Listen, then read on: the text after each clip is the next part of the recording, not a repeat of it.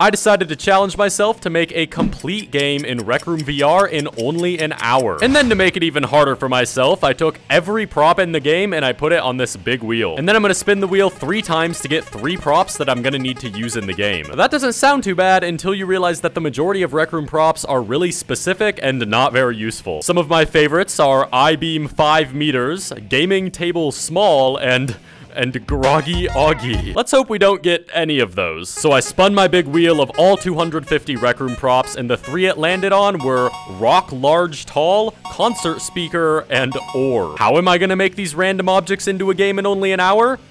I don't know. I better figure it out because I'm gonna have to. Because I had such a small amount of time to make the game, I wanted to keep everything as minimalist as possible so I wouldn't have to do that much art. So I'd need a setting that was easy to create, and the first thing that came to mind when I saw I got the ore prop was the ocean, because you use it to, like, row boats and stuff. What if the game was about these players jumping across rocks in the ocean, trying not to fall in, while also trying to fight other players with the oars? Only one problem, we still do need to use the concert speaker somehow. I'm also not really a huge fan of that idea just being a basic PvP game where your only goal is to kill other players. So how can I introduce a new objective while also tying it to the concert speaker? Well, what's the #1 thing that all Rec Room players love in PvP games?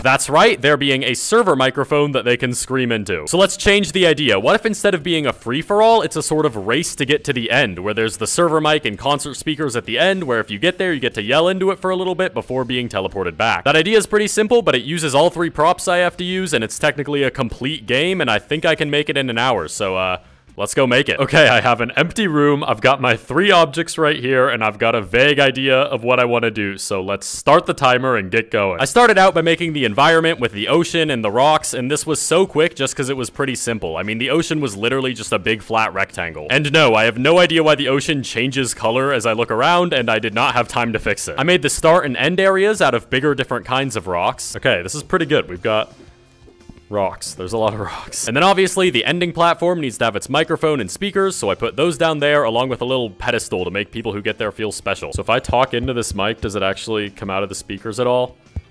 No? Okay, we'll just pretend that it does. I got the basic layout done and started doing a little bit of circuits to respawn anyone who falls into the water. Okay, so now when I jump in the water, it should respawn me back at the start. There we go. That is something that is so simple to make, but with such a tight time limit, it's just stressful. And just like that, we're already almost 20 minutes in. Time went so fast. I hadn't even started on the combat yet at this point, so I should probably do that. It was at this point that I realized the ores wouldn't really work for this game because they have such short range. People wouldn't be able to actually hit each other because they'd all be on separate rocks, so everyone would just run by each other and never actually fight. Some sort of gun weapon would definitely work better for this game because you could actually hit people ahead of you and catch up. But I couldn't use a gun. I had to use an ore because that's what the wheel landed on. And it's not like I can just make the ore into a gun. I mean, come on, guys. Okay, we're turning these ores into guns for reasons that I swear are good, but I'm too stressed to explain right now. Making the ore shoot projectiles ended up taking a bit because it was more circuits than I'd planned to have to do. Also, quick side tangent, I need to say this. Okay, so the #1 thing that I see amateur circuiteers do is not clean up their control panels for stuff like gun handles and projectile launchers. And they just leave all the ports that they aren't using there. Like, guys, please, this looks so messy, especially when you have 1,000 guns with these massive control panels that you're only using 1 or 2 inputs in. Just take the little bit of extra time it takes to go through and remove the unused inputs and clean up the control panel, please. It will make everything so much cleaner and it will make you look way more professional. Anyways, yeah, that ended up making it take longer too, but it was worth it, I promise. Okay, guys, good news. We now have functioning ore gun, and it looks awesome and definitely is not weird at all. I randomly spread these ore guns all across the map and started on the boring parts of making the bullets actually do damage and respawn you and display your health above your head and all that. Boring circuits, the player world UI system sucks, blah, blah, blah. So I finished all that, and we're over 30 minutes in now, and I realized that if I want to actually test the circuits I just made, which is very important to do, I would need another person in the room.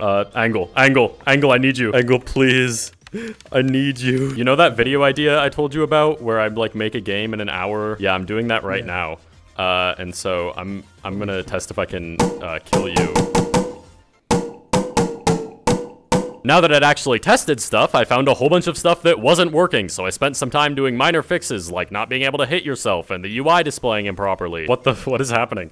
Oh, I didn't make the player definition board active. I'm so stupid. This is all just small, time-wasting stuff, but it's important to get it right for the game to work decently. And hey, that took 15 minutes to do, so we're now 45 minutes into the challenge. Wow, time sure does fly, right guys? Make sure to subscribe and use code BVRR in Rec Room to support me if time does fly. That wasn't my best segue. The game doesn't even have a working game loop yet. Like, nothing even happens if you get to the end. So I made it so when you get to the last platform, it gives you some time to say whatever you want into the server microphone, and then it teleports you back. And this introduced even more stupid small stuff for me to do, like make it so you can't take damage while you're at the end, or add a leaderboard for the amount of times you make it to the end. I mean, I can already tell that everyone's gonna want to grind to the top of the leaderboards for this game, just because of how awesome and fun it is. I hadn't actually played the game at this point, so I spent the last 10 minutes of the hour doing some small tests with Angle to make sure it was actually playable, and again, a bunch more small issues popped up. Oh, these are way too far apart. The rocks are way too far. Okay, hold on. I have to make more rocks. I hope you can see how much time in game development is just spent adding or fixing small things nobody will ever care about, even in only like an hour-long challenge like this. Do you think that's an appropriate size for the creator buttons, Angle? Do you think this is good? Not at all. Not at all. Do you think they should be maybe like this big? Do you think that's pretty good? A little bit bigger. A little bit bigger? Okay, how about that? Do you think that's good?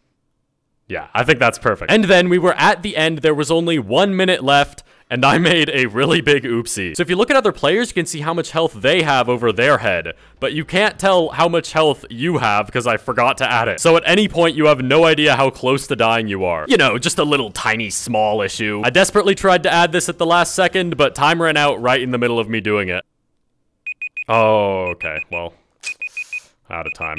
Guess people aren't going to be able to see their health. At the start of this, I thought I picked a game concept so simple that I'd be able to easily do it in an hour. But it turns out that in that time, I could barely even complete the basic features needed to make it playable. Luckily though, I did end up completing pretty much every essential part of the game, and it's technically playable the way that I imagined it at the start. It's not very fun or impressive, but it exists. At the time of me recording this right now, I've still actually never properly played the game. So to test it out, I invited a bunch of other YouTubers to come in and play it with me to show it off. So let's go do that. We're just gonna race to the end. And when you get to the end, you get some time there with the server microphone before it teleports you back. And we can do like the first one to get there twice wins or something. To add some extra incentive for you guys to get to the server microphone, I figured I would let you guys yell promoting your support codes into the microphone if you get there.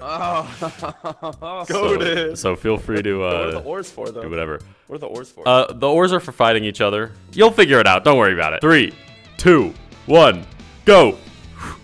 Wait, no, this is not. Wait, what? I can't make these jumps. Okay, Slat already fell. What the hell? What the hell? What are these mustard bullets, bro? No.